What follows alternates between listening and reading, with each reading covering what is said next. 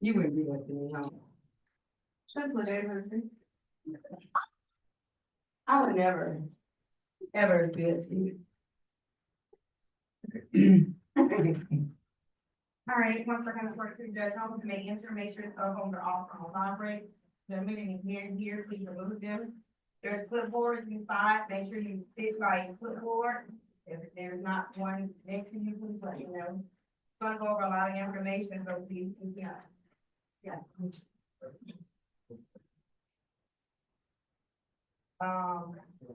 I think we have there.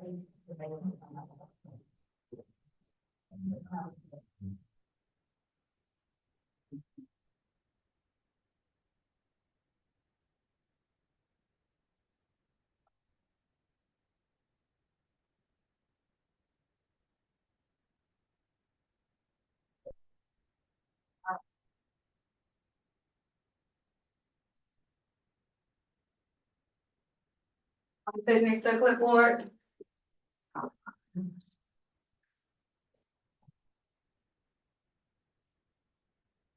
Thanks for showing up on it. The last day off, or the next March 25th.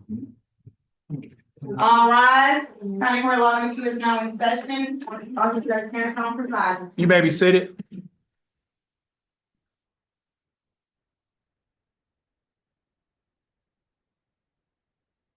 Good morning, ladies and gentlemen. I'd like to welcome you to County Court at Law Number 2. My name is Judge Terrence Holmes.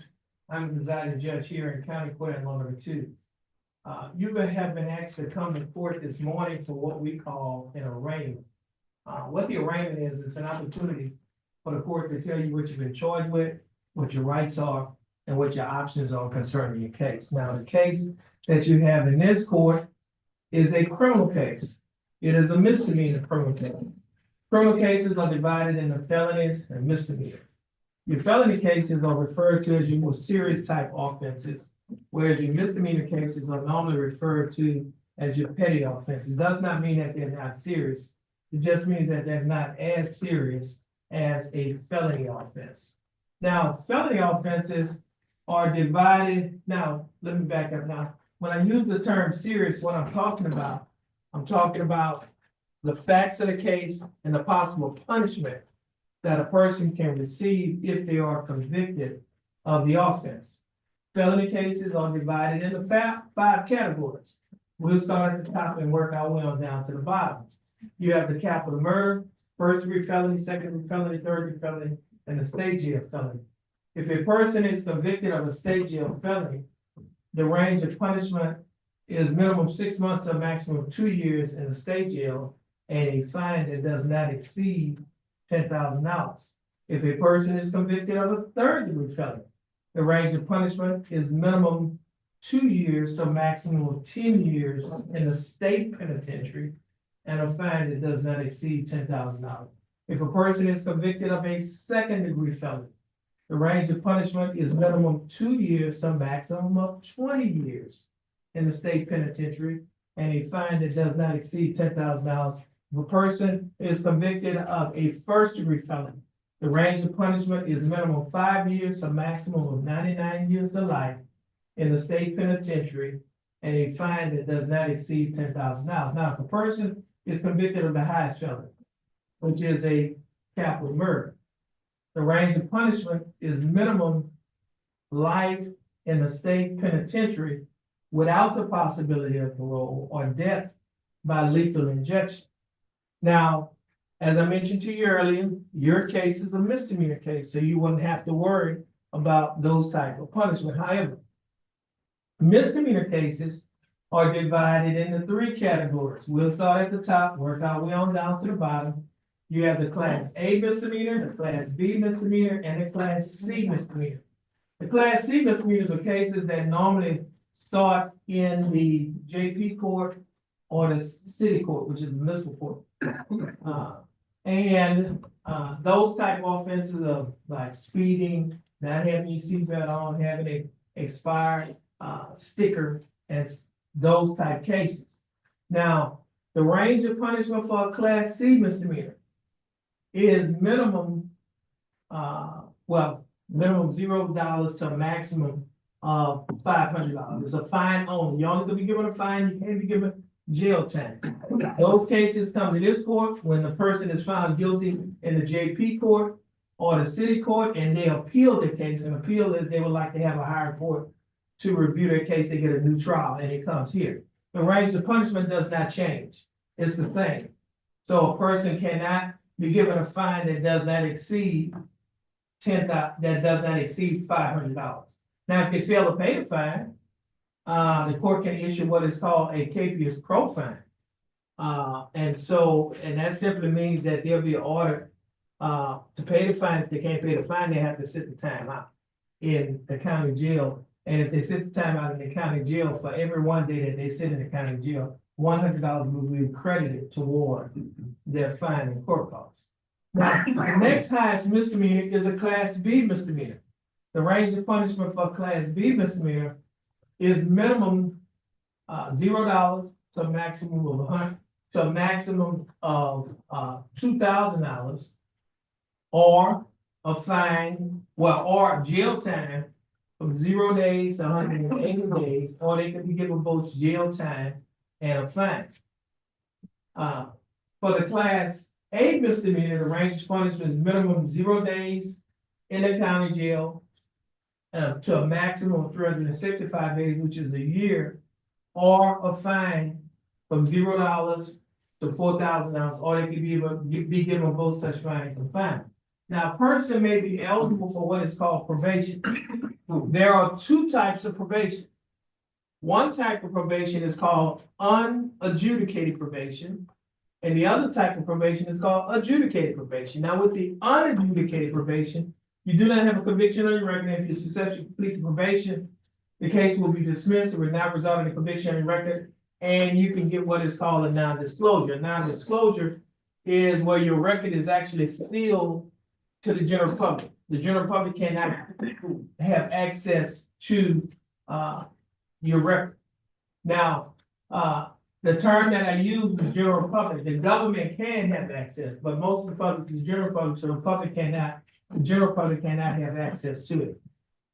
Now, the other type of probation is called adjudicated probation. With adjudicated probation, it does result in a conviction in your record. However, there's something that is called judicial clemency, where the court or the judge can set aside the conviction, which means you will no longer have a conviction. In order to qualify for that, you have to successfully complete the probation. There cannot be any more time left on probation, and you have to be successfully discharged off the probation by the probation department. If those three things happen, then the court can set aside your conviction. You will no longer have a conviction on your record.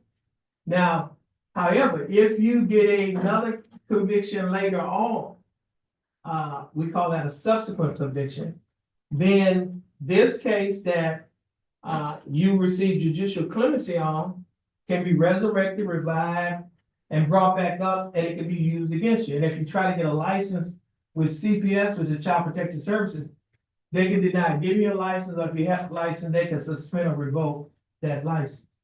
Now, we're going to talk about the rights that you have as a defendant in a criminal case. Everyone who's here for a case should have a clipboard. Who does not have a clipboard that's here for your case? Okay, everyone have a clipboard. And the reason why I say that is because I'm going to go over the paperwork that is on the clipboard. The first document is titled Judge's Explanation of Rights to Defendants Without an Attorney. The document looks like this, and this document states that as a defendant in the criminal case, you have three options. Three options regarding your right to have an attorney. Number one, you have a right to hire your own attorney. Number two, you may, if you cannot afford to hire an attorney, you may request that an attorney be appointed to you by the court. Number three, you may represent yourself. Those are the three options. Now, the first paragraph states that if you want an attorney, well, first of all, if you have enough money to hire an attorney, you will have your case reset. Your case will be, you'll be given another court date to give you time to hire your attorney. The second paragraph states that if you want an attorney to represent you, but you do not have enough money to hire an attorney, you may request that an attorney be appointed to represent you by the court, but you must first fill out a financial questionnaire so that the proper person can determine whether or not you qualify for a court-appointed attorney. Now, the financial questionnaire is a document that is also on that computer, on that tablet. It is a 3-page document that is titled Jefferson County Affidavit of Income. And that document, as I mentioned to you earlier, it's a 3-page document. You would have to sign the first page that looks like this. You fill out this first page. And on the second page, where it says defendant's oath, you would have to fill out this top portion. And you would have to fill out the middle portion that it says unsworn declaration by defendant. And then you'll stop. So you'll only fill out this document if you are applying for a court-appointed attorney. If you're not applying for a court-appointed attorney, you don't fill out this Jefferson County Affidavit of Injuries. All right. Now, the next paragraph states that the next paragraph, which is the third paragraph, is for people who would like to represent themselves. That is, they would like to waive their right to an attorney and represent themselves. And at that point, they will be acting as their own attorney. And once they act as their own attorney, they'll have an opportunity to talk to one of the 3 prosecutors who are in court. The prosecutors are assistant criminal district attorneys that work for the Jefferson County District Attorney's Office. They'll be able to, you'll be able to talk to them and see if you can settle your case. We call that a plea bargain. And if you're able to settle your case, then it'll come before the court. But before you are able to talk to the prosecutors, you will have to fill out a document that is also on the clipboard that is titled Waiver of Counsel for Purposes of Entering a Guilty Plea. Only people who will be representing themselves will sign this document. If you would like to hire your own attorney, you don't sign this document. If you would like to apply for a court-appointed attorney, you do not sign this document. Only people who will be representing themselves. They'll have to read and sign this document. Okay. So, as a brief recap, first of all, everyone is gonna, when we go back to this document, the judge's explanation of rights of defendants without attorney. The next paragraph, second to the last paragraph, states that, and this is for individuals who like to waive, who would like to represent themselves. This paragraph states that be aware that there are dangers and disadvantages of self-representation. Waiving your right to an attorney and representing yourself may result in a worse outcome for you and your case, including the loss of significant rights and opportunities relating to military service, possession of a firearm, housing and public benefits, child custody, immigration status for non-citizens, and employment. Now, if you choose to represent yourself, this last paragraph right here states that you may change your mind at any time and request that an attorney be appointed to represent you. Now, at the bottom of this document, everyone is going to make a choice. It says defendant's choice, mark initials next to only one choice. If your choice is to hire your own attorney, then you will place your initials on the first line to the left. If you've already hired an attorney to represent you, then you will place your initials on the second line to the left and the name of the attorney on the line to the right. If your choice is to represent yourself, then you will place your initials on the third line to the left. If you've already been appointed a court-appointed attorney, then you will place your initials on the fourth line to the left and the name of the attorney on the line to the right. If you would like to waive your right to an attorney, that is, represent yourself, then you will place your initials on the fifth line to the left. Now, once you have finished initialing one of these 5 lines, then you will sign your name on the line that is titled defendant, and you will date it today's date, April 8th of 2025. So everyone will have to make a choice on this document. All right, so as a brief recap, if you are requesting time to hire your own attorney, you would only have to sign this one document. You will sign this one document, put your initials on the first line, sign and date it, and that's it. You don't have to sign any other documents. If you would like to request a court-appointed attorney, then you will place your initials on the third line of this document to the left, and you would have to fill out the affidavit of indigence, the first page, and on the second page, you would have to fill out your names. You have to fill out the defendant's oath and the unsworn declaration by defendant, and then you'll stop. If you would like to represent yourself, then you'll place your initials on the 5th line of this first document, sign and date it, and you would have to read and sign the waiver of counsel for purposes of entering a guilty plea proceeding in trial. Do we have any questions? Anybody have any questions about how to fill out the document? Okay, now, once you fill out those documents, we're gonna give you time to fill out those documents. We're gonna pick those documents back up from you, and we're gonna go through them, okay? Now, as a defendant in a criminal case, you also have a right to have a trial by jury. And what that means is there'll be 6 citizens, there'll be 6 citizens sitting in that area, we call that the jury box. They will listen to all of the evidence, listen to the arguments of the lawyers, and then they will deliberate and they will decide whether to find you not guilty or guilty.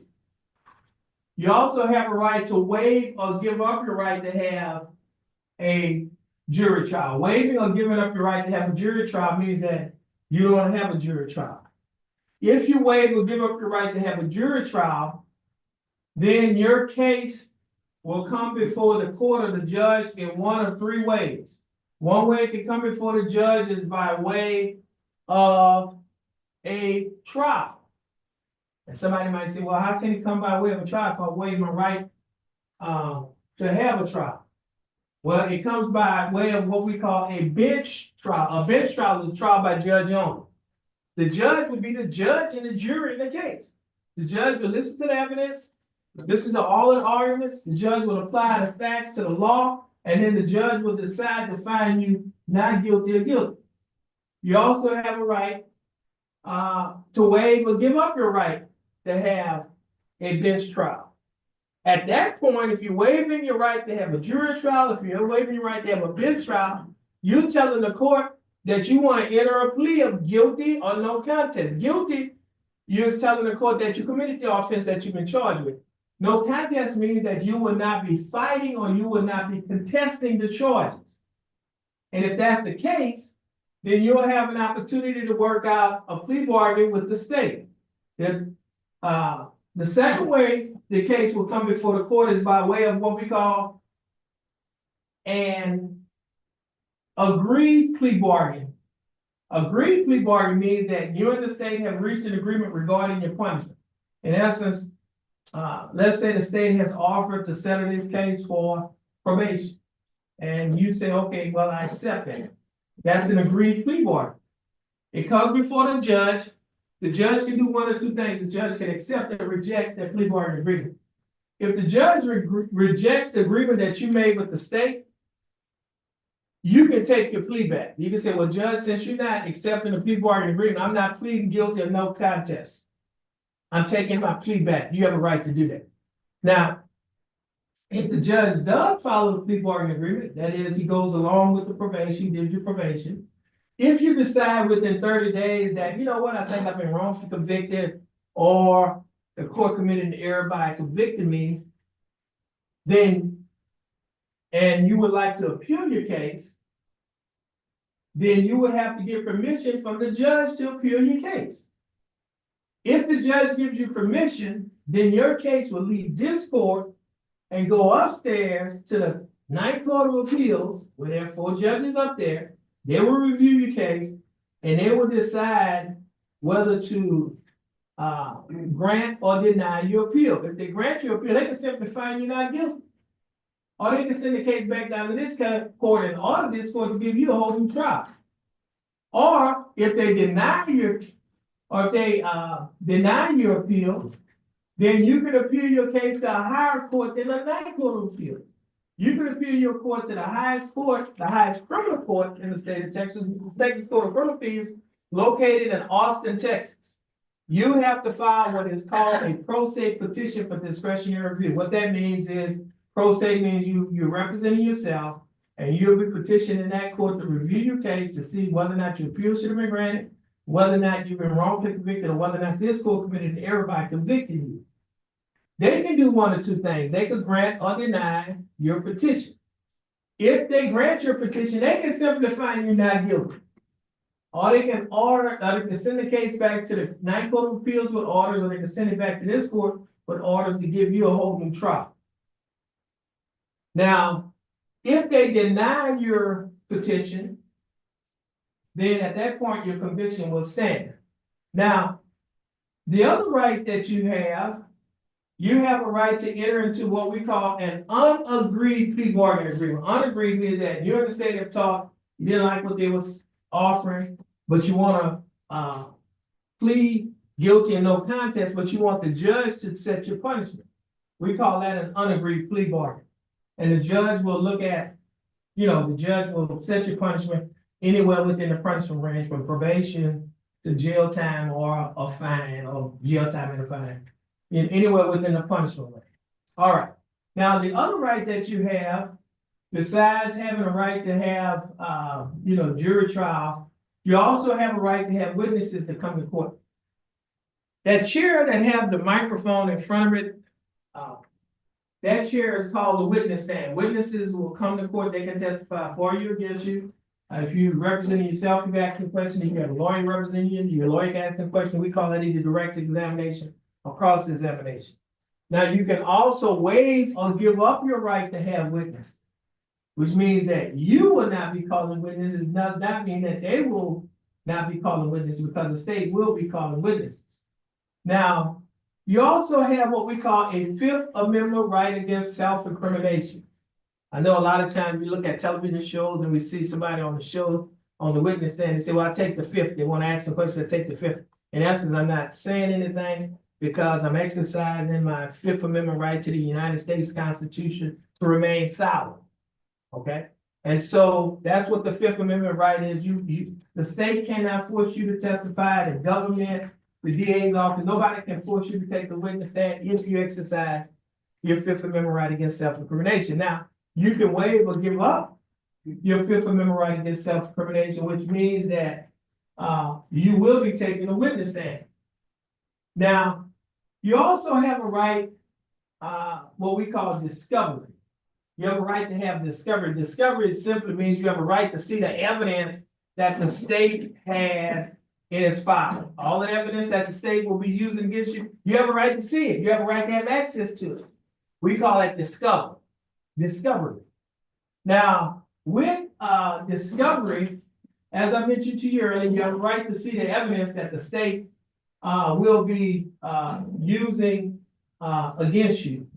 You also have a right to waive or give up your right to have discovery, which means that if you waive or give up the right to have discovery, you don't want to see that.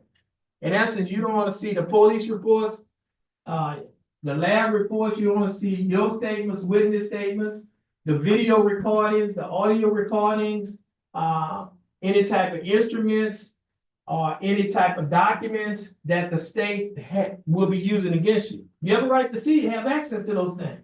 But if you waive or give up your right, you will not have access to them. Okay. Now, everyone that's here today, you've been charged with an offense, you've been arrested, you're placed in jail, you're out of jail. on bond, you get out of jail on a cash bond, which means you pay the full amount of bond to get out of jail. You get out of jail on a surety bond, which means you pay a bondsman a percentage of the bond to get out of jail. Or you're out of jail on what we call a personal recognizance bond or a PR bond, which means that you did not have to pay any money to get out of jail. You was released under your own personal recognizance. Now, the reason why I brought that up is because every day that you spent in jail can be used as credit toward your fine, what can be used as credit towards your punishment.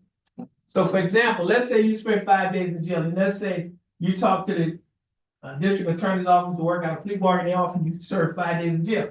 That means you won't have to serve any more time in jail. Why? Because you've already served 5 days in jail. Therefore, you'll be given credit for the time that you've already served. Now, if they're offering 7 days in jail, that means you will only have to serve 2 days in jail because you already have 5 days that you've already served. We'll subtract 5 from the 7 and that leaves 2. Now, every day that you spent in jail can also be used as credit towards your fine and court costs. You receive $100 credit for every day that you spent in jail. Now, the operative word that I used here is day. For example, let's say you went into jail at 11:59 p.m. You was booked in 11:59 p.m. last night. And then you got out of jail at 12:01 a.m. this morning, 2 minutes later. That's 2 days. Because it's 2 different days, just 2 minutes, but it's 2 different days. Okay? So you get credit for every day that you spent in jail. So if you spent 5 days in jail, state is offering you they offer you a fine and court costs of $500. That's $500. You spent 5 days in jail, you got $500 credit. So that means you won't have to pay the $500 because it will be taxed and retired. Now, if they offer fine and court costs of $700, you spent 5 days in jail, which is $500, you only have to pay $200 because we will subtract the $500 from the 7 and that leaves $200. You will be required to pay it on the day that you dispose of your case. Now, if you cannot dispose of that on the day that you take care of the case, well, no problem. We can put you on a payment plan. You can pay off monthly installments until it's paid off. Now, if you're unable to pay the monthly installments, no problem. We can convert your fine and court costs to community service, where you work community service at a nonprofit organization in the community. You will receive $12.50 credit that will go toward every 1 hour of community service that you perform. So if you work 8 hours of community service in 1 day, that's $100. That will go towards your fine and court costs. So in our scenario, you work 2 8-hour days, that's $200, and you'll be satisfied. You would have paid off your $200 balance. All right. Now, if you have not been in trouble before, this is your first time getting in trouble. Jefferson County has a program where they would dismiss your case. Okay? They would dismiss your case, and not only will they dismiss the case, but you can get it expunged from your record, wiped off, deleted, or erased from your record like it never happened. So the example that I always use is say, let's say this is your record, okay, on your case. You get pretrial diversion, they get your record expunged, this is your record, okay? It's gone, it's wiped off, deleted, or erased. Now, in order to qualify for pretrial diversion through the district attorney's office, it has to be your first time getting into trouble. It cannot be an offense for unlawfully carrying a weapon or resisting arrest. And you have to have an attorney to assist you with the application process. Now, again, if you get into the program, they'll dismiss the case. And once you complete the program, you can get it expunged, which means erased, deleted, or wiped off from your record. You have a clean slate. All right. Now, the district attorney's office also has another program that is called Veterans Court.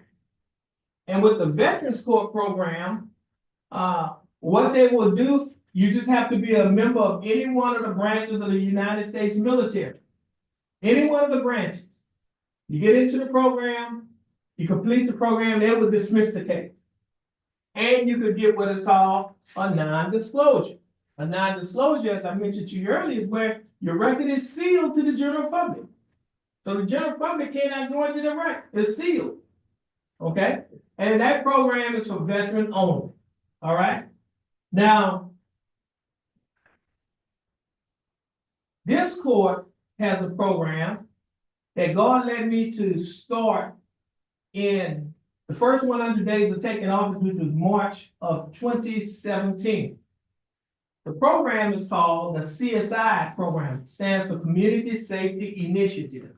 With the CSI program, we have various partnerships in our community, and the program is designed to address the issue of recidivism. Recidivism is where people commit crimes over and over. You know, a lot of times, you know, people get into this cycle, they don't have an education, no education, they can't get a job, they can't get a job, they get depressed, they turn to drugs and alcohol. Once they turn to drugs and alcohol, eventually they commit a crime. Once they commit a crime, they eventually get caught and do time. Once they do time, they get out. And then they're back in the same cycle. So we have this program, Community Safety Initiative, which is designed to address those things. We have a partnership with Spindletop Center. Spindletop is a local mental health center in the Southeast Texas region. And we have some folks from Spindletop who's going to come and talk to you in a few minutes about their program. But basically, what they'll do today, they'll be able to conduct a private interview, either in the jury room, at their facilities, or by telephone. And they also have the ability to do an assessment to determine what the mental health issue is. And they can develop a treatment plan for either outpatient or inpatient treatment. Now, in order to participate in the program, you don't have to be incompetent or insane. You could just merely suffer from anxiety or depression or any other host of mental illness. And they'll be able to address the problems that you may have. Now, Spindletop also has a program, which is an alcohol and drug recovery program that is called ATAR.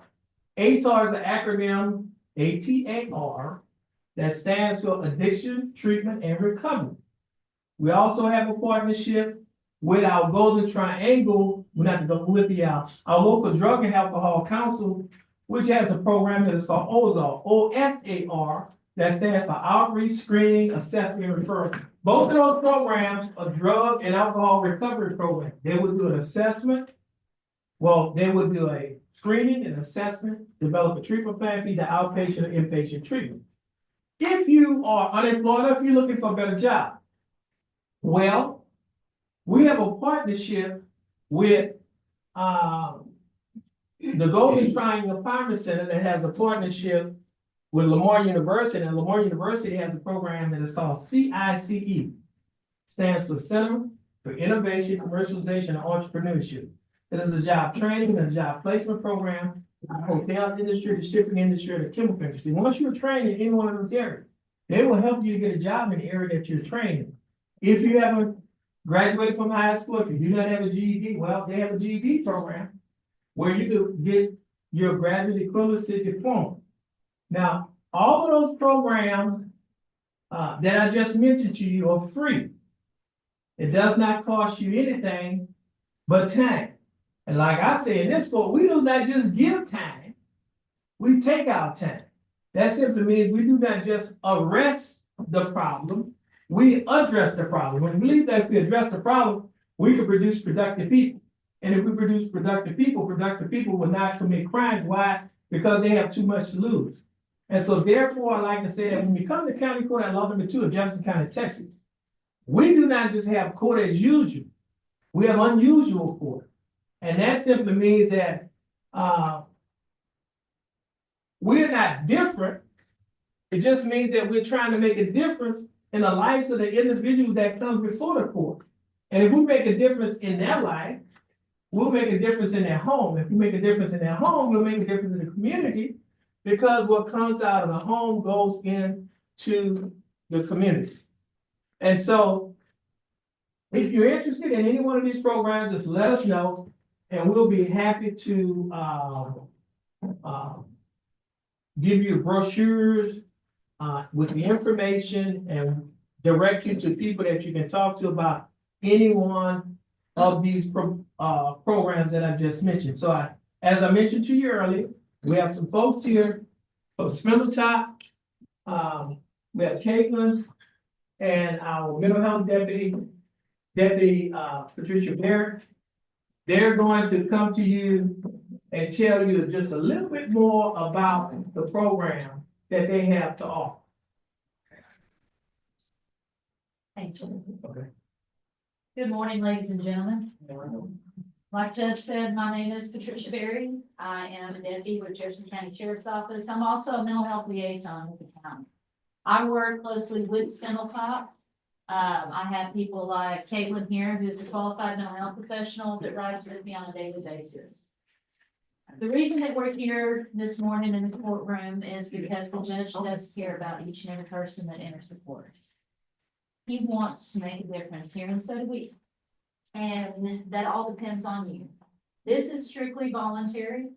The paperwork that my partners handed out to you, you're not required to fill out. This is for us to be able to contact you if that's what you need, okay? So the program that we have is kind of a wide program. It does a little bit of everything, but one of the first things that we do is we provide resources. Vast array of resources that we have available to us that we can provide to you for you to utilize.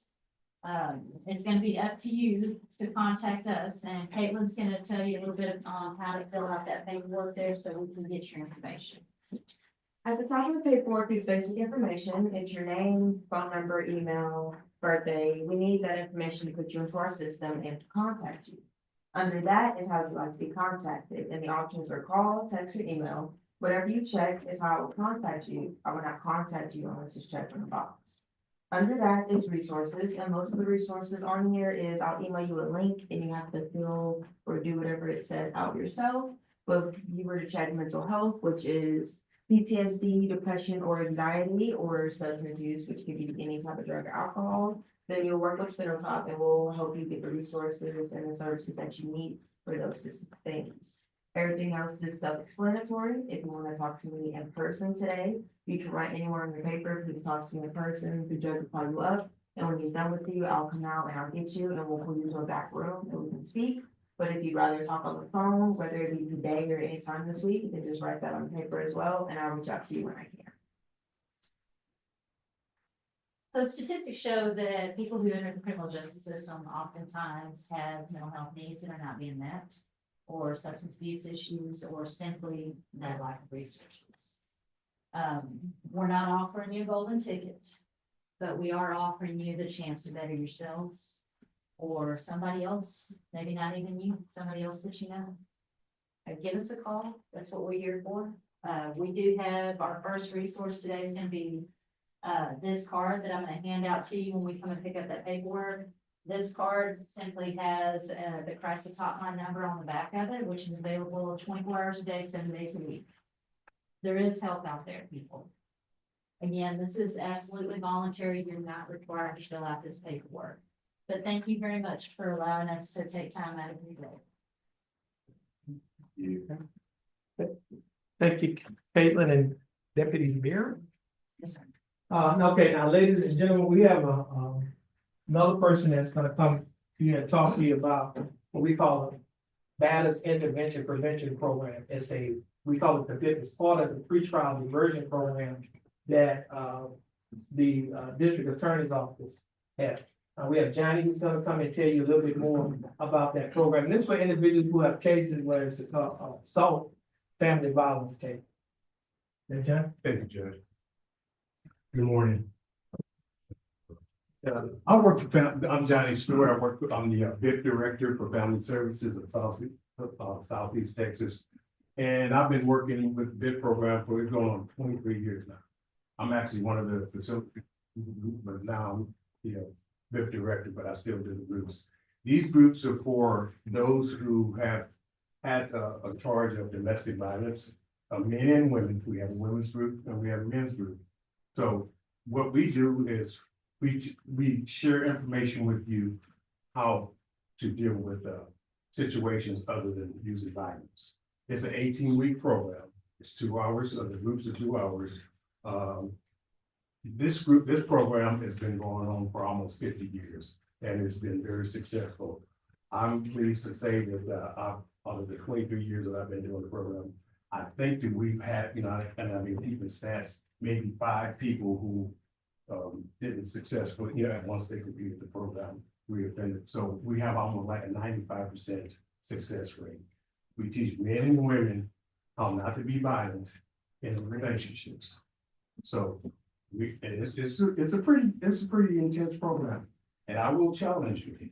The facilitators will challenge you, but this program is really a great program to help you deal with some of the issues, unresolved issues that you've had, and that led up to some of the incidents that caused you to be in this court, for domestic violence. So if the assistant DAs decide that this program is appropriate for you, then we will do an intake. Our intake usually lasts about an hour and a half, maybe 2 hours. And then we will let you know when you will start the program. We do have an online program for those who are out of the area or work. So we do have a Zoom program for Zoom classes, because some guys have to go to Alaska, we've had them in Corpus Christi, other locations, and also in person, which will be at the Family Services Office. So we have a Monday group, and we have a Wednesday group, and the women's group are on Tuesdays. So I would encourage you, if you are in here because of domestic violence, that you attend the program. And if there's anything that I can do to assist, because we not only help you, but we also help the victims. So it's going to help you, and it's going to also help the victims. So we do, update the probation, parole, and but some cases we have the CPS, but we don't tell them what you're actually saying, group. We just report the progress. He's attending, he's not attending, he's participating, he's not participating. That's the only information we're gonna release. So I encourage you, if you're in here because of that, hey, let's get into the program. Let's change some of our behavior. Thank you very much, Okay. Judge. I appreciate you. All right, thank you, Dennis. And so ladies and gentlemen, I forgot to mention that we have a new partnership that we have for people to get job training with Sabine Area Labor Council. AFL-CIO, this is a program where people get trained in the various different trades where they can work in a lot of the plants that we have in and around our area. And so we don't have the brochures on those today, but we will be having those. But if you're interested in this, let us know if we can get your names and numbers. Now, we're gonna go into a break in a few minutes. And while we're in a break, make sure that you fill out the paperwork that you have. And then we're going to pick up the paperwork from you. We're gonna go through the paperwork, and then we're gonna call you up before the bench one at a time. And we're gonna either put you in the category if you want to hire an attorney, you want a court-appointed attorney, or if you want to represent yourself. You're gonna be in one of those 3 categories. Now, this is gonna take us a little time to get the paperwork and evaluate it. If you need to use the restroom, there are 2 restrooms right outside in the hall. The men's restroom is in front of County Court at law number 3. And the women's restroom is on the opposite side of the hall in front of the 172nd District Court. Now, you're allowed to go out into the hall to use the restroom. Please do not leave the courthouse. If you leave the courthouse, your name is called, you're not here, your bond will be forfeited, warrant will be issued for your arrest, you'll be arrested at some point, and we're gonna have to go through this whole thing all over again. All right? And so, please do not leave the courthouse. The other thing, if you need help with the paperwork, we have our court personnel who's here who will be happy to help. Okay? So at this time, we're gonna go into recess. Be mindful that we're still in court. And so conduct yourself accordingly. So the court is in recess.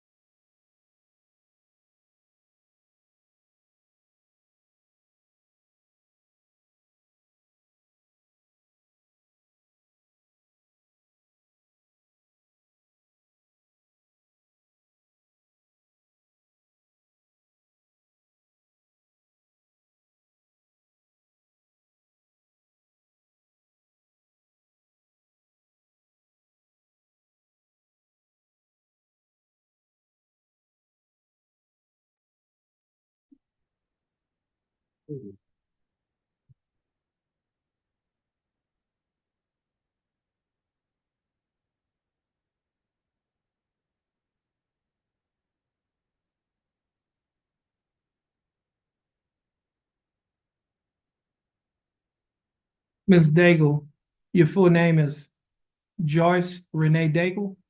Ms. Daigle, would you please raise your right hand? Ms. Daigle, do you swear or affirm to tell the truth, the whole truth, and nothing but the truth so help you God? Ms. Daigle, you may put your hand down. How are you doing, Ms. Daigle? Okay. That's good.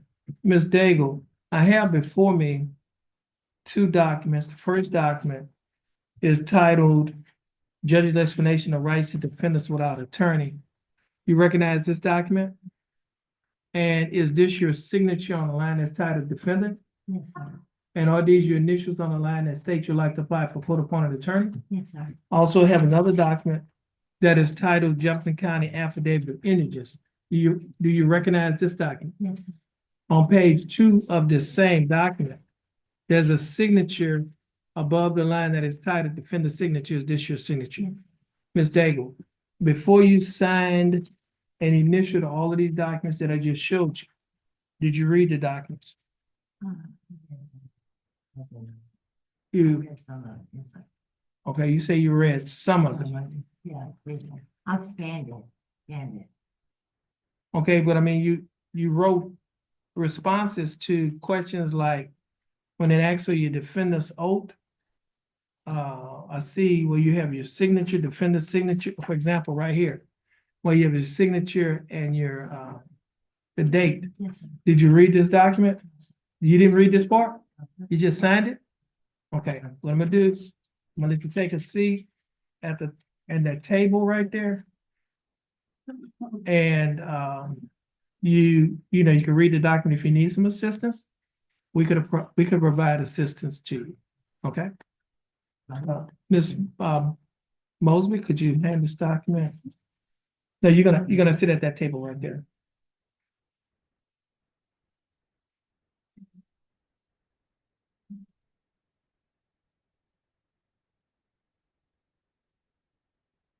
You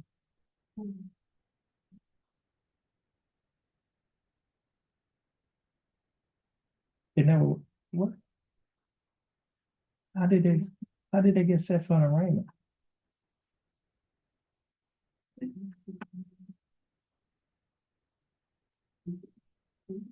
Right.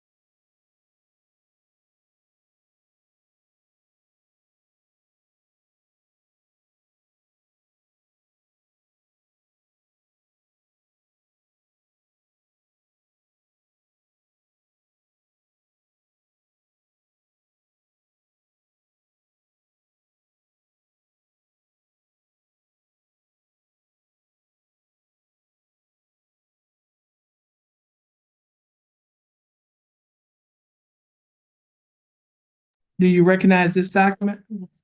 Is this your signature on a line that's titled defendant? Yes. And are these your initials on a line that state you would like to apply for a court-appointed attorney? Yes. I also have another document that is titled Jefferson County Affidavit of Indigence. Do you recognize this document? Yes. And on page 3 of the same document, page 2 of the same document, there's a signature above the line that's titled defendant. Is this your signature? Yes. Now, Ms. Russell, before you signed and initialed these documents, did you read the documents? Yes. Did you understand what you read? Is everything in these documents true and correct to the best of your knowledge? Yes. Ms. Russell, I read your answers. Based on your answers, you meet the eligibility requirements for the appointment of a court-appointed attorney, and the attorney that will be appointed to represent you in this case is Attorney Nathan Reynolds. Attorney Reynolds will be given information to contact you, and you will also be given information to contact him. Our court coordinator will give you that information. Once she gives you that information, you'll be free to go, and you have a blessed day. Please stand in front of the court coordinator on the end.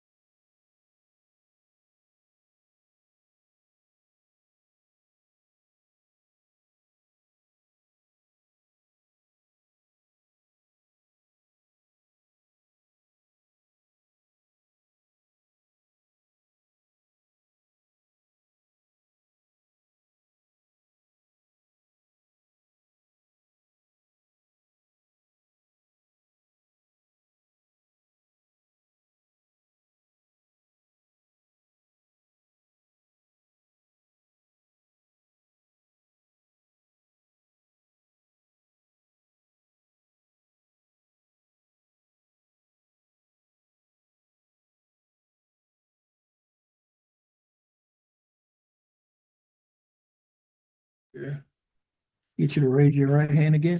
You swear affirm to tell the truth, the whole truth, and nothing but the truth, so help you God? Yes, sir. Okay, Ms. Daigle, I have before me two documents. The first document is titled Judge's Explanation of Rights to Defendants Without Attorney. And do you recognize this document? Yes, sir. And is this your signature on the line that's titled defendant? Or are these your initials on the line that state you'd like to apply for court-appointed attorney? Next document is titled Jefferson County Affidavit of Indigence. You recognize this document? On page 2 of this same document, there's a signature above the line that is titled defendant's signature. Is this your signature? Yes, sir. Now, Ms. Daigle, before you signed and initialed these documents that I just showed you, did you read the document? Yes. Did you understand what you read? Yes. Is everything in these documents true and correct to the best of your knowledge? Yes, sir. Okay, Ms. Daigle, I read your answers. Based on your answers, you meet the eligibility requirements of a court-appointed attorney, and the attorney that will be appointed to represent you in this case is Attorney Marva Provo. Attorney Provo will be given information to contact you. You will also be given information to contact her. Our court coordinator will give you that information. Once she gives you that information, you'll be free to go, and you have a blessed day. Please have a seat in that second chair on the wall.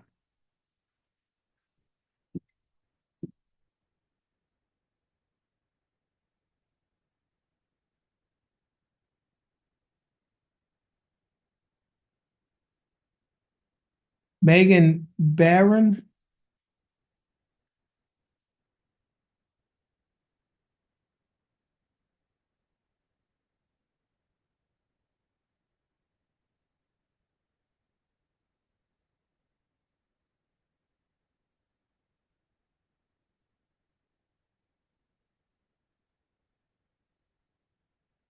Ms. Barron, your full name is Megan Barron?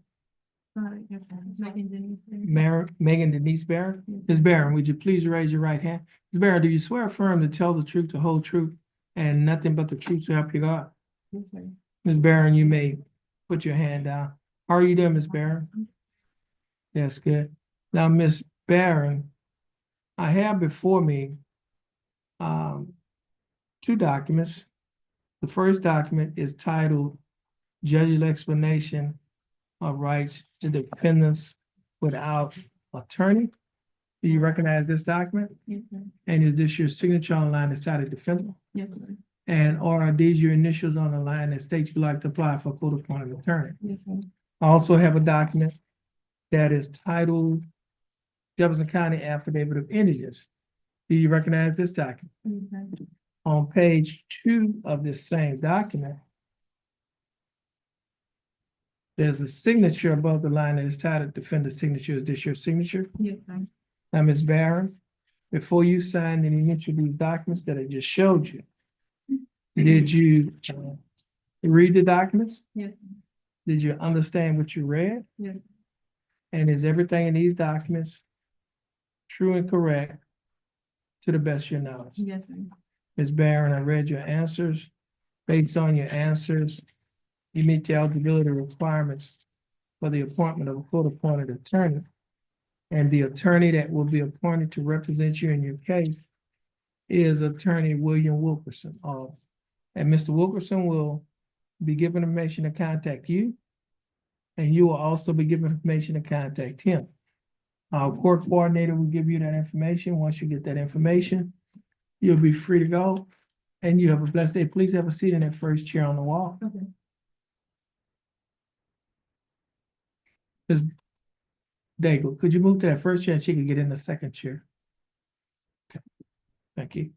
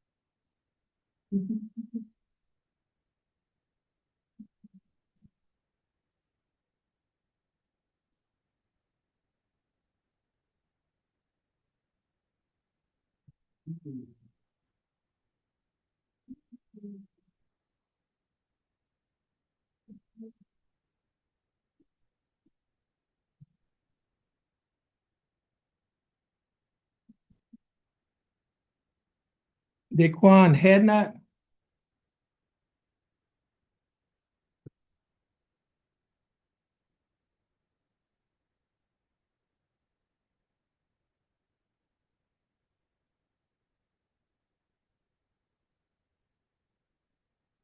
Mr. Hadnot, your full name is Daquan Hadnot? Hadnot, would you please raise your right hand? You swear affirm to tell the truth, the whole truth, and nothing but the truth, so help you God. Mr. Hadnot, you may put your hand down. How are you doing, Mr. Hadnot? Mr. Hadnot, I have before me two documents. The first document is titled judge's explanation of rights to defendants without attorney. Do you recognize this document? Is this your signature on the line that's titled defendant? And are these your initials on a line that state you'd like to apply for a court-appointed attorney? I also have another document that is titled Jefferson County Affidavit of Indigence. You recognize this document? And on page 2 of this document, there's a signature above the line that's titled defendant.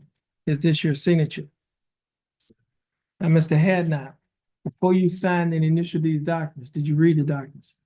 Did you understand what you read? Is everything in these documents true and correct to the best of your knowledge? Okay. Mr. Hadnot, I read your answers. Based on your answers, you meet the eligibility requirements for the appointment of a court-appointed attorney. And the attorney that will be appointed to represent you in this case is Attorney Langston Adams. Attorney Adams will be given information to contact you. You will also be given information to contact Tim. Our court coordinator will give you that information. Now, before she gives you that information, I need to give you some bond conditions. The bailiff is going to hand you a document that is titled Standard Bond Conditions in County Court at Law number 2. And I'm going to go over these bond conditions with you. The title is Standard Bond Conditions in County Court at Law number 2. And it states, following the return of a criminal information in County Court at Law number 2 of Jefferson County, Texas, all bail bonds executed for release of any defendant named herein are ordered subject to the additional conditions. Number 1, the defendant shall commit no offense against the laws of this state, any other state, or of the United States. Do you understand that condition? You have to speak up. Yes, sir. Okay. Condition number 2, the defendant shall submit to testing for drugs and alcohol at any time as directed by the court. The court may revoke the bond and order the arrest of any defendant who A, refuses to submit to a test for drugs and alcohol when directed to do so by the court, or B, submit to a test for drugs and alcohol, and the test indicates the presence of drugs and alcohol in the defendant's body. Do you understand that condition? Yes, sir.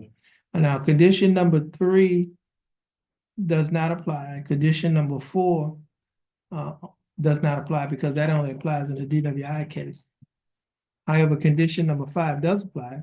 And condition number 5 states, defendant is prohibited from possessing a firearm or ammunition unless defendant is a peace officer, as defined by section 1.07 of the Penal Code, actively engaged in employment as a sworn, full-time paid employee of a state agency or political subdivision. Do you understand that condition? Mhm. You don't understand it? Okay, it states that you, the defendant, you cannot possess a firearm or ammunition. All right, unless you are a peace officer, unless you're a police officer, peace officer, actively engaged in employment as a sworn, full-time paid employee of a state agency. You have to work for the state or a political subdivision. Do you understand that? Yes, sir. Now, if you violate any one of these conditions, your bond can be revoked. And if your bond is revoked, a warrant will be issued for your arrest. Okay? Do you understand that? Okay. Okay. Now, Mr. Hadnot, I see that you did not come here alone. You have some people that's here with you. And who are they? Who are the people that are here with you? Friends of the family? Okay. My mama. Hmm? I couldn't get a ride from my mom, so I wrote them. Okay, so you rode with them. Yeah. Okay, so they provided transportation for you to come to court. Yes, sir. Okay? Now, Mr. Hadnot, as I mentioned to you earlier, you've been appointed an attorney. Your attorney is Mr. Langston Adams. Did I give you the information? Okay. Okay, so you have another case, you have a felony case? That says you have a felony case set on the 15th of what month? Of April. Okay, so this case is gonna be set on the same date of the felony case. Okay, And because it's set on the same date of the felony case, you're gonna come to this court first, check in with the bailiff, like you did outside, and then you're gonna go to your felony court. Once you finish in the felony court, you're gonna come back here to this court and let us know what happened in the felony court on that day. Okay, don't do that. Don't fail to do that. If you fail to do that, if you don't appear here, your bond could be forfeited, warrant issued for your arrest, and you'll be right back in jail. All right, so have a seat in that first chair. Wait for your name to be called. Yeah, that's your copy. Once your name is called, you get your reset. Once you get your reset, you'll be free to go on your blessed day.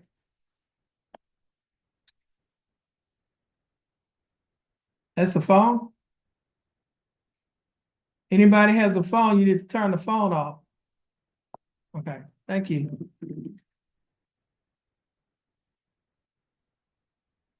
Daquan, man. That's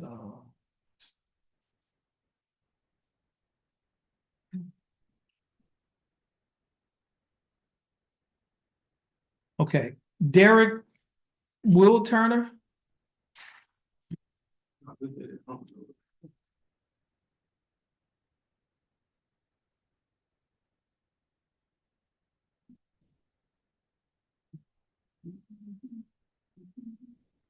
Mr. Will Turner. Yes, sir.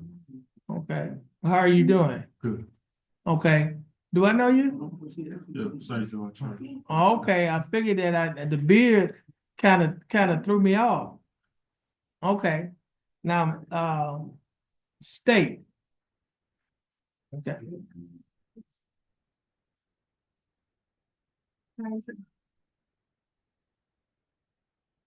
Okay. Now, Mr. Hilton, he's this is an assistant district attorney in the case.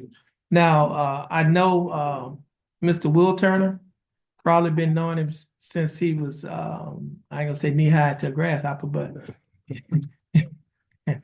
known him for quite a long time. We attended church together. I hadn't seen him in a while, and I almost didn't recognize you with that with all of that hair on your face.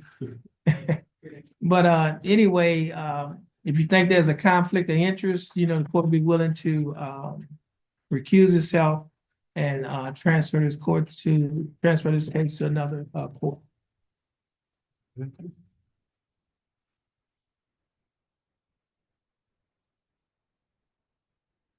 How long has it been?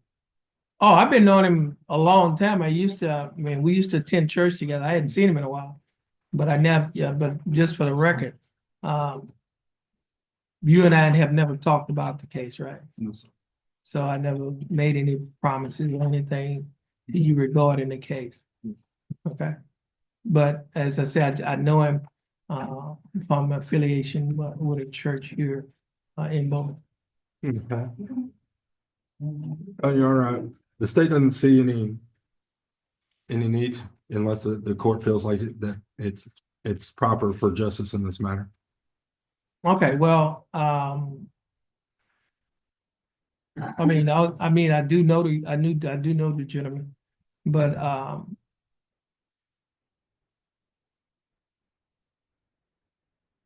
if if the court could recuse itself and we could transfer, we'll get a what is it called?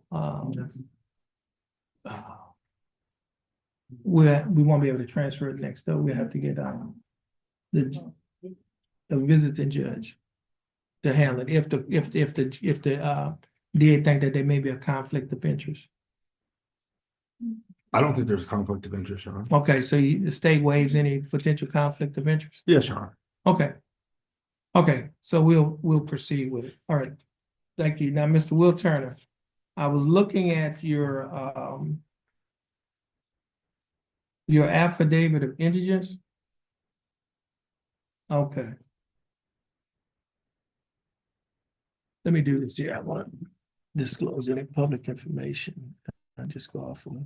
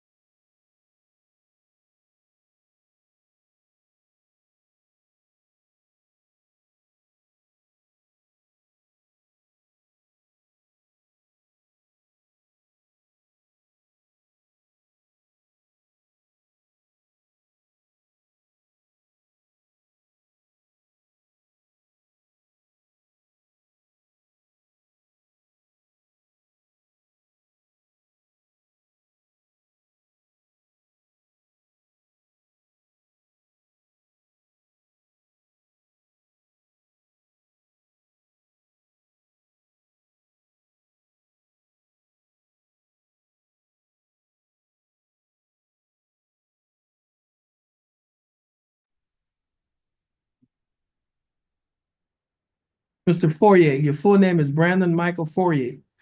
Mr. Fourier, would you please raise your right hand? Do you swear or affirm to tell the truth, the whole truth, and nothing but the truth, so help you God? You may put your hand down. How are you doing, Mr. Fourier? I'm doing fine, thanks for asking. Mr. Fourier, I have before me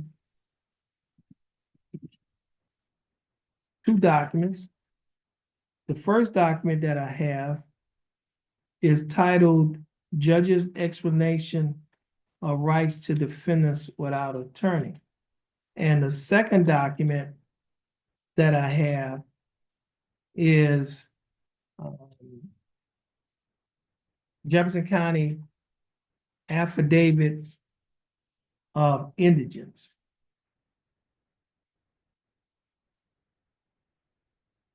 Now, do you recognize judge's explanation of defendants without attorney? Is this your signature on the first on the line that's titled defendant, or these your initials on the line that's titled that state you'd like to apply for a court-appointed attorney? I also have another document that is titled Jefferson County Affidavit of Indigence. Do you recognize this document? On page 2 of this same document, is this your signature above the line that's titled defendant's signature? Yes, sir. Mr. Fourier, before you sign and initial these documents, did you read the documents? Did you understand what you read? And is everything in these documents true and correct to the best of your knowledge? Ms. Fourier, I read your answers. Based on your answers, you meet the eligibility requirements for the appointment of a court-appointed attorney. And the attorney that will be appointed to represent you in this case is Attorney Don Boudreaux. Attorney Boudreaux will be given information to contact you, and you will also be given information to contact him. Our court coordinator is going to give you that information. Once she gives you that information, you'll be free to go. And you have, let's say, please have a seat in that first chair on the wall. Yes.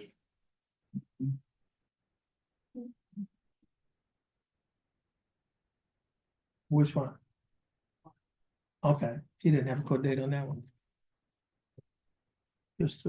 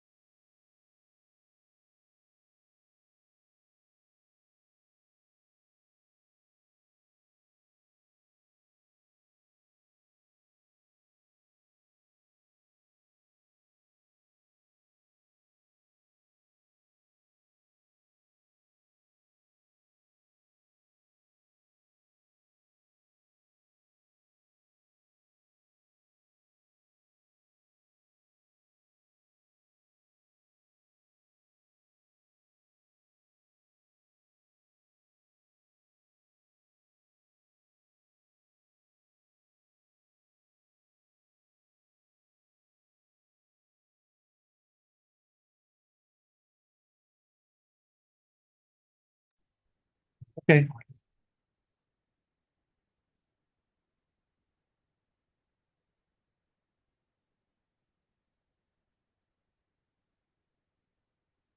Okay, court is back in session. And cause number 25 CCCR 0470 and cause number 25 CCCR 0487. Okay, hold on a minute.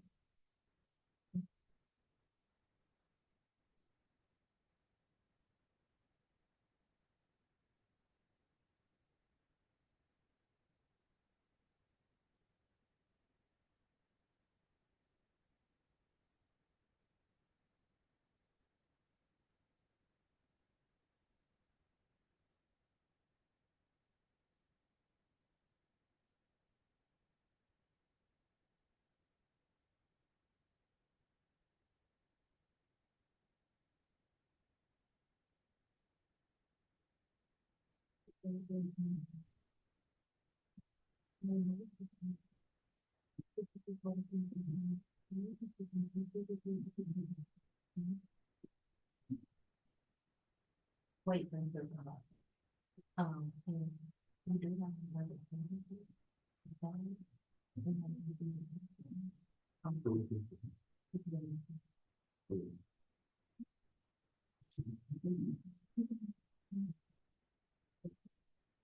You can go. He's right there. He doesn't have to. You can let your friend know.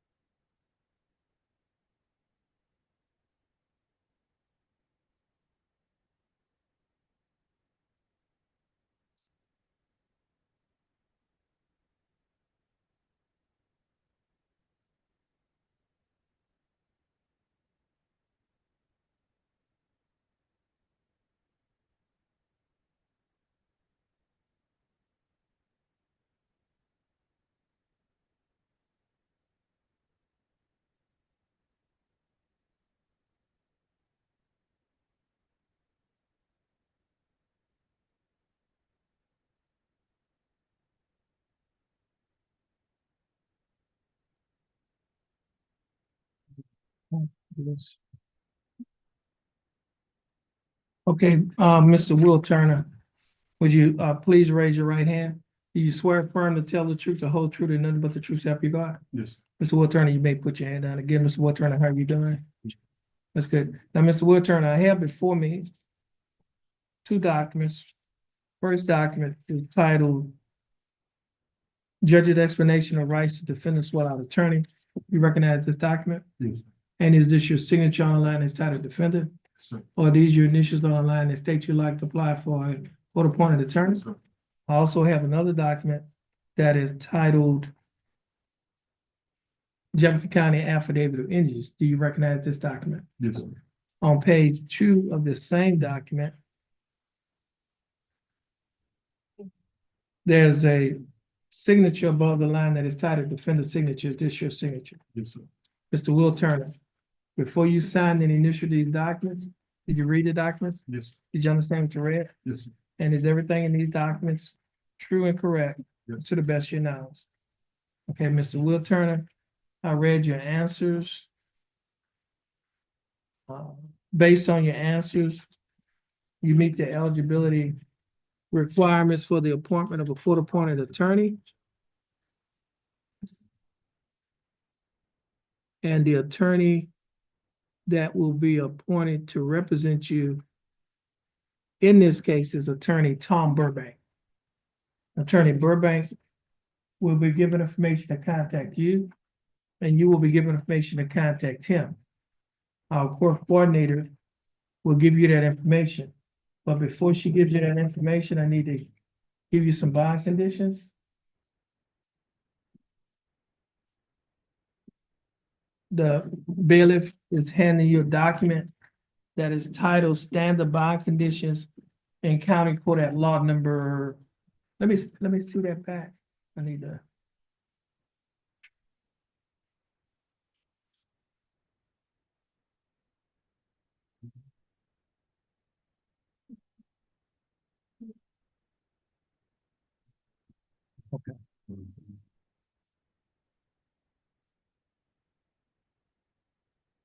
Okay, the bailiff has just handed you a document that is titled Standard Bond Conditions in County Court at Law Number 2. Do you see that title? Yes.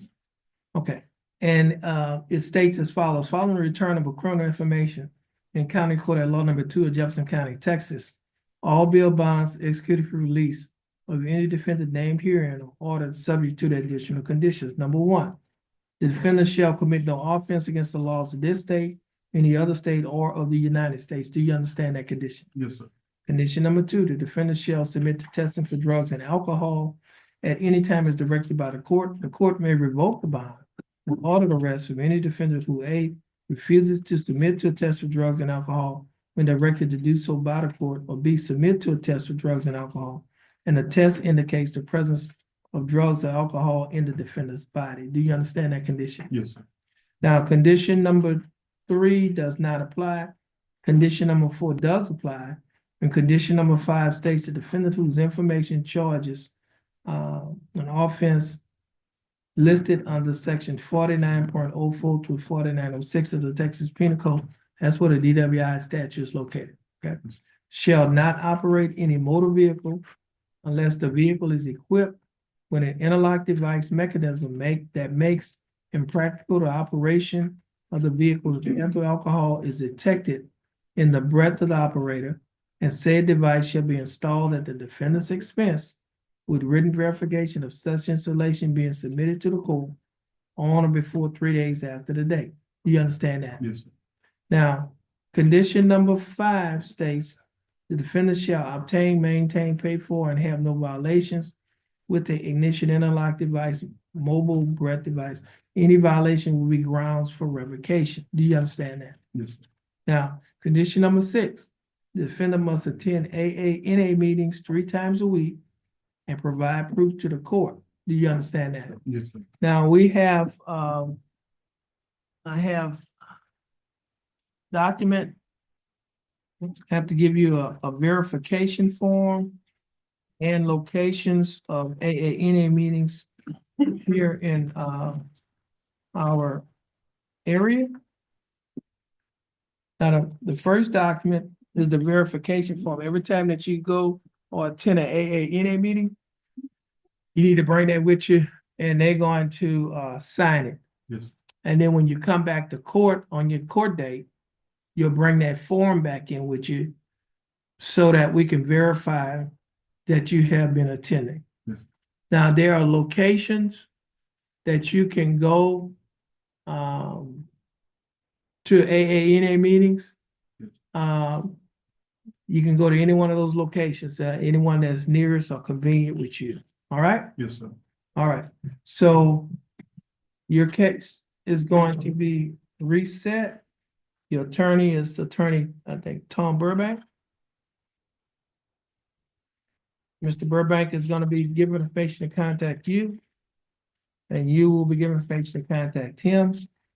And our court coordinator, she will give you that information. Please have a seat in that chair. Yes, sir. All right?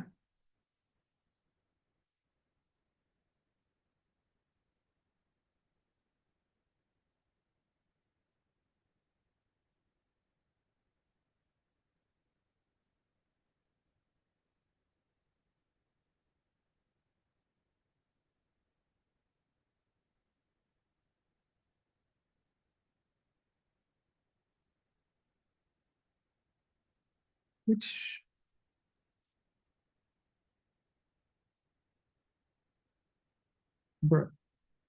the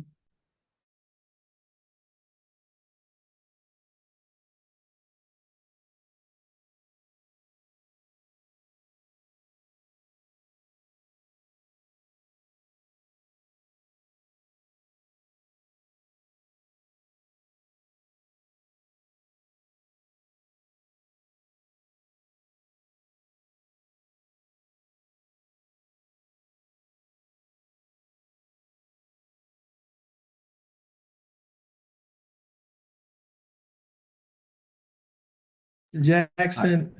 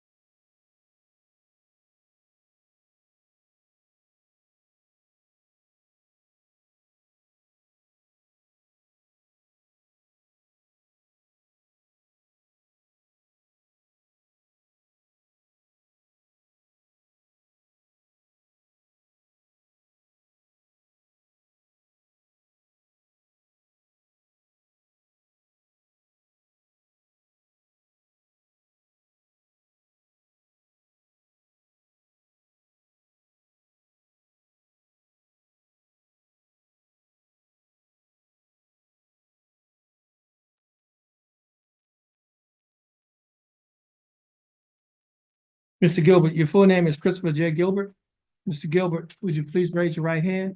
Mr. Gilbert, do you swear affirm to tell the truth, the whole truth, and nothing but the truth, so help you God? Mr. Gilbert, you may put your hand down. How are you doing, Mr. Gilbert?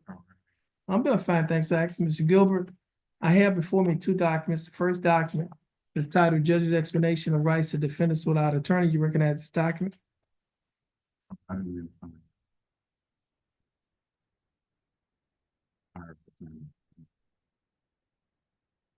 No, it says that, it says down here, it's a signature that says Christopher Gilbert, and there's some initials, CG, on the line that's, next to the box that states you'd like to apply for court-appointed attorney. Okay, is this your signature on the line that's titled defendant? And are these your initials on the line that's titled, that states you'd like to apply for court-appointed attorney? I also have another document that is titled Jefferson County Affidavit of Injuries. You recognize this document? On page 2 of this same document, there's a signature above the line that's titled defendant. Is this your signature? Now, Mr. Gilbert, before you sign and initial these documents, did you read the documents? Did you understand what you read? Is everything in these documents true and correct to the best of your knowledge? Okay, Mr. Gilbert, I read your answers. Based on your answers, you meet the eligibility requirements of a court-appointed attorney, or a court-appointed attorney, right? And the attorney that will be appointed to represent you in this case is Attorney Reuben Cartwright. Attorney Cartwright will be given information to contact you. And you will also be given information to contact him. Our court coordinator will give you that information. Once she gives you that information, you'll be free to go and you have a blessed day. Please have a seat in that first chair on the wall.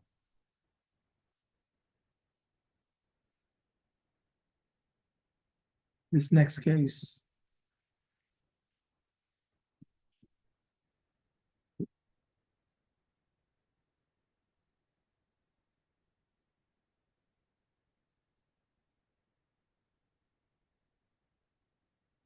In this case, please. Next one.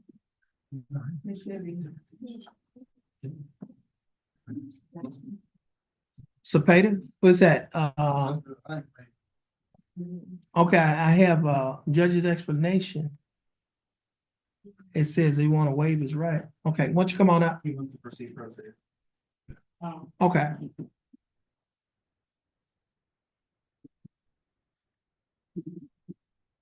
How do you pronounce your last name? Cespedes.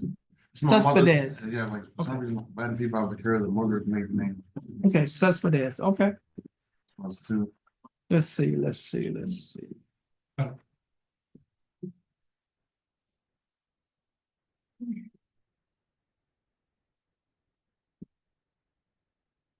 Okay, Mr. Cespedes.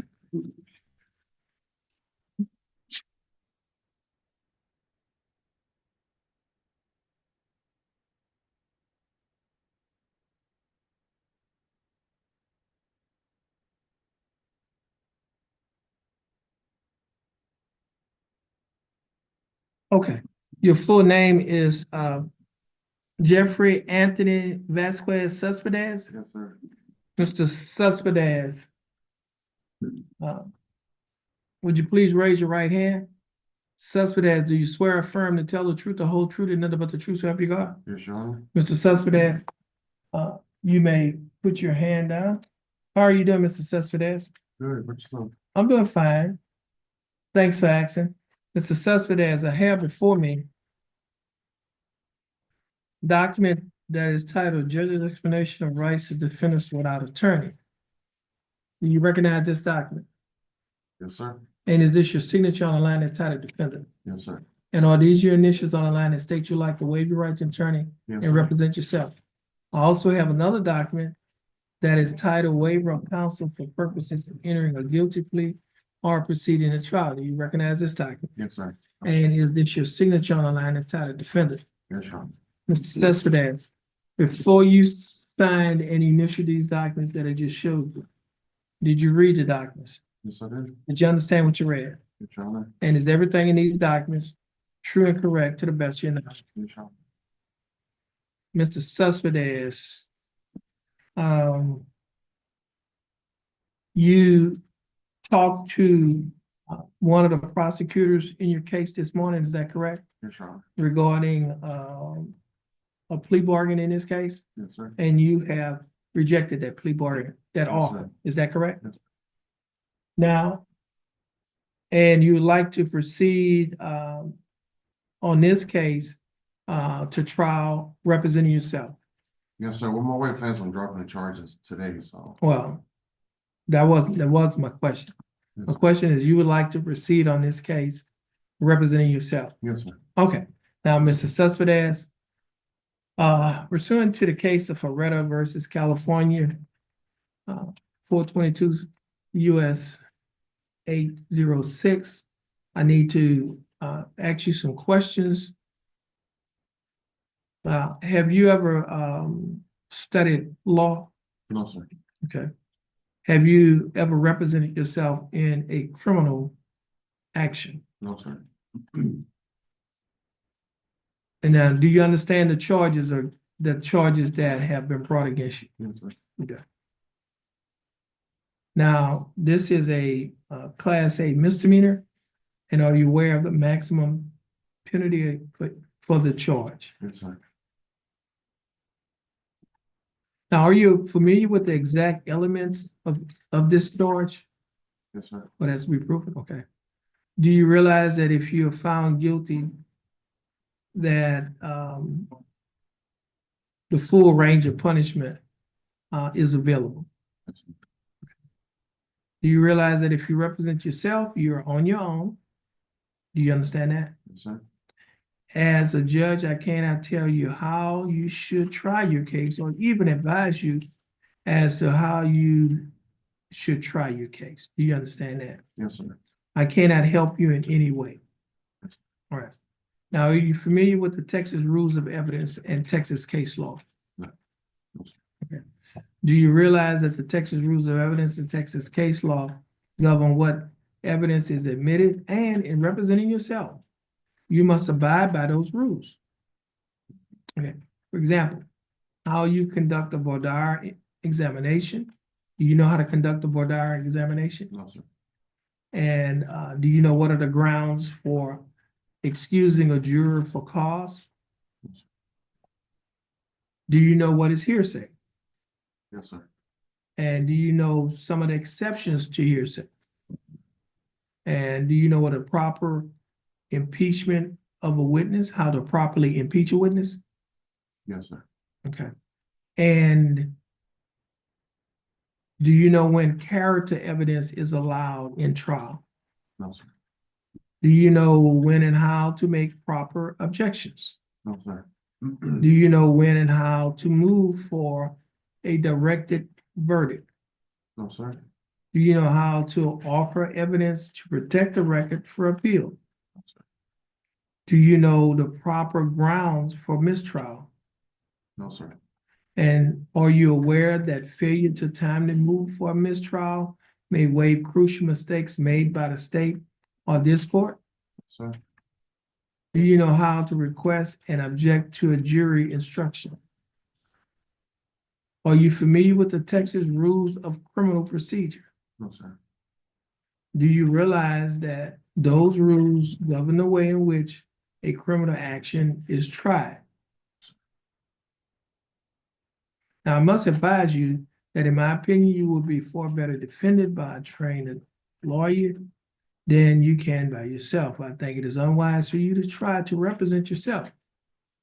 You're not familiar with the law, you're not familiar with court procedures, you're not familiar with the rules of evidence. I would strongly urge you not to try to represent yourself. Now, in light of the penalty that you might suffer if you are found guilty, and in light of all the difficulties of representing yourself, is it still your desire to represent yourself and give up your right to be represented by a lawyer? Yes, sir. All right. Okay. Is your decision entirely voluntary on your part? Yes, sir. All right. Okay, I find the defendant has knowingly and voluntarily waived his right to counsel, I would therefore permit him to represent himself. Okay, so now, Mr. Cepeda, Just say Mr. Cespedes. Vasquez is fine. Vasquez, It's easier, huh? yeah. Just Vasquez is easier. But I think it's Vasquez Cespedes. Yeah, but Right. it's not like hyphenated, so you don't have to use the Cespedes, but because it's on my. Yeah, but I think the way they put it on the, Yeah, they- docket, they have it Vasquez Cespedes. It's on my license, so they have to, same thing on my birth certificate, so It- that's why. oh, But I go, my father's last name is Vasquez. I understand, but it's the culture Yeah, where exactly. the mother's maiden name. I understand Yes, that. Okay, so what we're going to do, we're going to reset the case. And we're gonna reset it for an announcement. All right, now at that point, in between the time, you're representing yourself. So if you need to make an appointment with the prosecutor in the case, you can do that. Okay. Okay? Oh, let me do this here. I have some bond conditions I need to see. I need to get. Okay. Now, Mr. Vasquez Cespedes, the bailiff is handing you a document that is titled Standard Bond Conditions in County Court at Law Number 2. Do you see that title? yes, sir. And the title, now this document states that following return of a criminal information in County Court at Law Number 2 of Jefferson County, Texas, all bail bonds executed for release of any defendant named herein are ordered subject to the additional condition. Number 1, defendant shall commit no offense against the laws of this state, any other state, or of the United States. Do you understand that condition? Yes, sir. Condition number 2, the defendant shall submit to testing for drugs and alcohol at any time as directed by the court. The court may revoke the bond and order the arrest of any defendant who A, refuses to submit to a test for drugs and alcohol when directed to do so by the court, or B, submit to a test for drugs and alcohol, and the test indicates the presence of drugs and alcohol in the defendant's body. Do you understand that Yes, sir. condition? And condition number 3, the defendant shall not communicate either directly or indirectly with the alleged victim of the pending offense, and the defendant shall not go near any residence, school, or other location frequented by the alleged victim. Do you understand that condition? Yes, sir. Then condition number 4 does not apply because that only applies in a DWI case. Your case is not a DWI case. Condition number 5, however, does apply. And condition number 5 states defendant is prohibited from possessing a firearm or ammunition unless defendant is a peace officer as defined by section 1.07 Penal Code, actively engaged in employment as a sworn, full-time paid employee of a state agency or political subdivision. Do you understand that? Yes, sir. Now, Mr. Vasquez Cespedes, if you violate any one of these conditions, your bond can be revoked. And if your bond is revoked, a warrant will be issued for your arrest. You'll be arrested and placed in the Jefferson County Jail. Mr. Vasquez Cespedes, you're gonna have a seat in that first chair on the, okay, stand in front of the court coordinator. She's gonna give you a reset. Once you get your reset, you're free to go and you have a blessed day. Thank you, sir. You're welcome. Mr. Michael Jackson.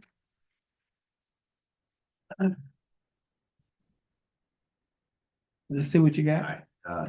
So I just put down just the least amount I should expect.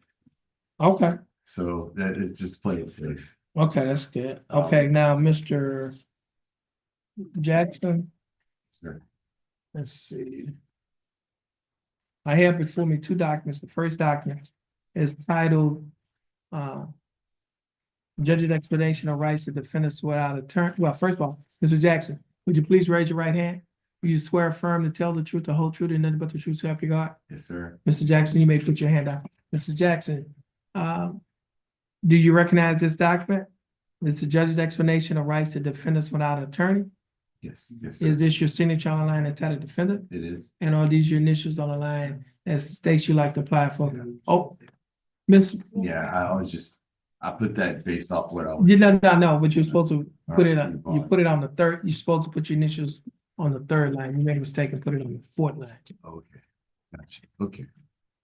Yeah, no, I think it was, Correct. I think you saying it was based on what you was told at the jail. I understand that. Just scratch through that one and then, All right. okay, Thank you. no problem. Now, is this your initials? What are these your initials on line 3 and states you'd like to apply for court-appointed attorney. Yeah. And I have another document that is titled Jefferson County Affidavit of Indians. Do you recognize this document? Right. And on page 2 of this document, there's a signature above a line that is titled Defendant Signature. Is this your signature? It is. Now, Mr. Jackson, before you sign and initial these documents, did you read the documents? I did. Did you understand what you read? And is everything in these documents true and correct to the best of your knowledge? So they are. So it is. Okay, Mr. Jackson. Okay, I read your answers. Based on your answers, you meet the eligibility requirements of a court appointed for the appointment of a court appointed attorney. And the attorney that will be appointed to represent you in this case is Attorney Lori Perazzo. Lori Brown. Yes, Attorney Perazzo will be given information to contact you, and you will also be given information to contact her. Our court coordinator will give you that information. Once she gives you that information, you'll be free to go. And you have a blessed day. Thank you. Please have a seat in that first chair on the wall. Thank you. Thank you. You're welcome.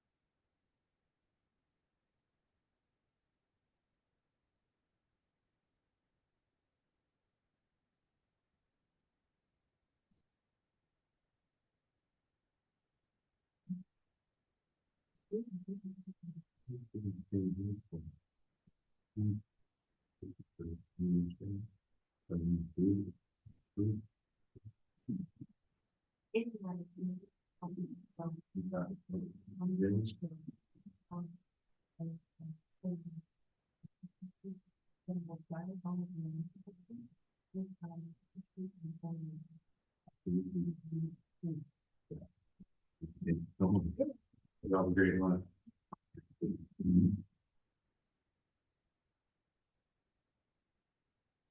Given that, I need a reset.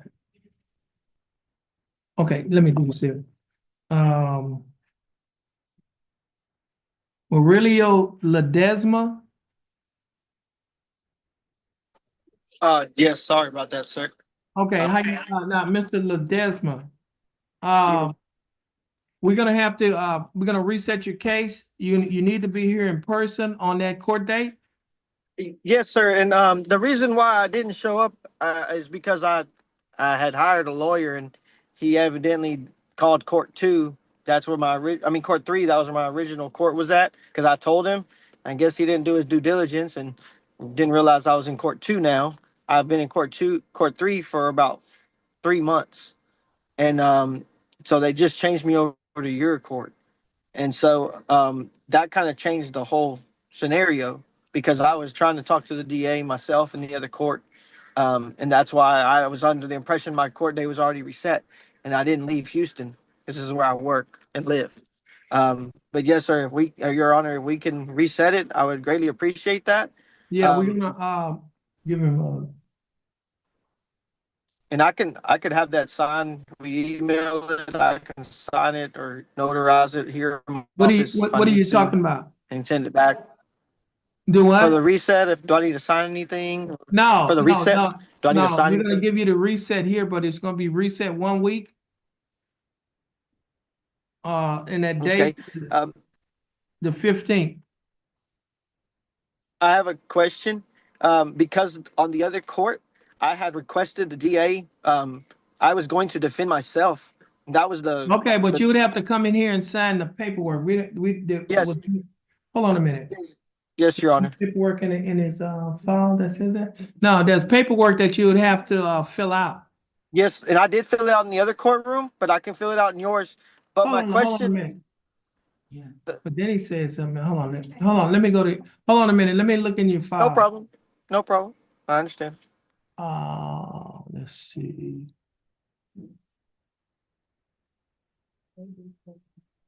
Auto transferring. I don't see anything that you signed. Okay, I can ask my friend. She works in the courtroom over there. I have her send it to me if I need to. But I signed whenever I wanted to do to defend myself. But the issue was, sir, Your Now, hold on. Honor. Let me do this here, Mr. Ledesma. You have a right to remain silent. Anything that Yes, you say can and will be used against you in the court of law. You have a right to have an attorney before and yes. doing any questioning. So please do not go into any details about this Okay, case. Only thing I need to know, as I mentioned to you earlier, if you want to represent yourself, you would have to sign the judge's explanation of rights of defendants without an attorney. That's one document. And you would have to sign waiver of counsel for purposes of entering a guilty plea or proceeding the trial. That's yes, Your another Honor. document. And so those documents, I'm looking in your file as And they we work. speak, and those documents are not in this file. Okay, I So understand. this case is going to be reset till April 15th at 9 a.m. and you need to be here in person. Oh, I understand it completely. I just have one question because this is what we fell into an issue in the other court. I requested the DA to look at the footage before I, Well, okay, came to the court. well, Oh, right now, we can't get into any of that. Only thing I need to know, yes, this if I want we're gonna give you time yes, to sir. fill out the necessary paperwork. And then Okay, if, once those paperwork is filled out and approved, you'll have an opportunity to, talk to the prosecutors thank about you. the case. Until that happens, you are not, represented by an attorney. Oh, okay, so it's kind of starting over again, pretty much. Well, yeah, I mean, yes, the case was set for an arraignment. I don't see Oh, anything okay, I don't see anything in the, yeah, because I went to court anything, twice already in the other court. wow. Oh, okay. Yeah, I went to court. I went to court in February 7th or 8th, and then I came back, spoke to the DA in the other court. I Okay. believe it was yeah. So, like I said, I'm starting the process over in your courtroom now. So, Well, yeah, actually, his case, it will be set, it won't be an arraignment, right? We don't have. Yeah, we don't have the paperwork, yeah. yep. No, I understand. I wanted to just be clear too. Thank you so much. Yeah, so we just need that, we need that paperwork, signed. Okay, I'll get it done. Thank you. Okay, and so the case is reset for, April 15th at 9 a.m. You need to be here in person. Yes, yes, Your Honor, I will. Okay, Thank you. Thank you. and, you're free to go and you have a blessed day. No, thank you. And I want to commend you on the way you ran that courtroom. Now, I've first time I ever seen someone give so much information to the people. That was nice. Okay, Thank you. all right, you're welcome. All right, you have a Bye. blessed day.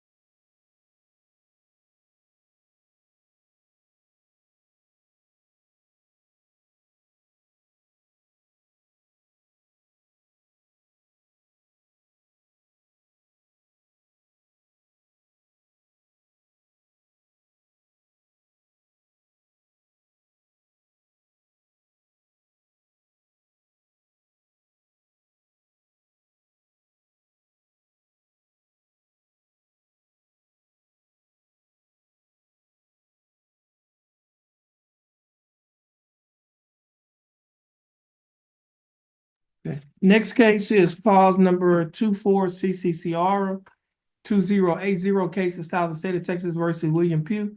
William Pugh was scheduled to be in court this morning at 9 a.m.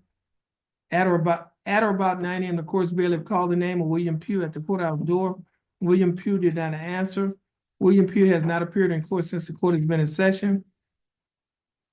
The time now is 11:58 a.m. on today's date of April 8 of 2025.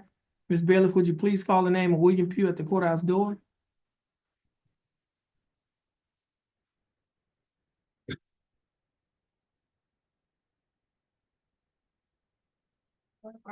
Okay, William Pugh's name was just called again at the courthouse door. William Pugh did not answer. A reasonable time has passed to give Mr. Pugh an opportunity to appear in court. State, do you have a motion? Statements for bond forfeiture. That motion will be granted. William Pugh bond will be forfeited and a warrant shall be issued for his arrest and cause number 24 CCCR 2080.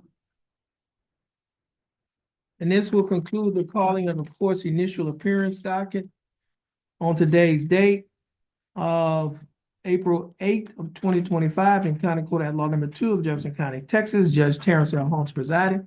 Everyone, please have a blessed day. Prosecutors, you are excused. Thank you. Okay, y'all have a blessed day. Thank you.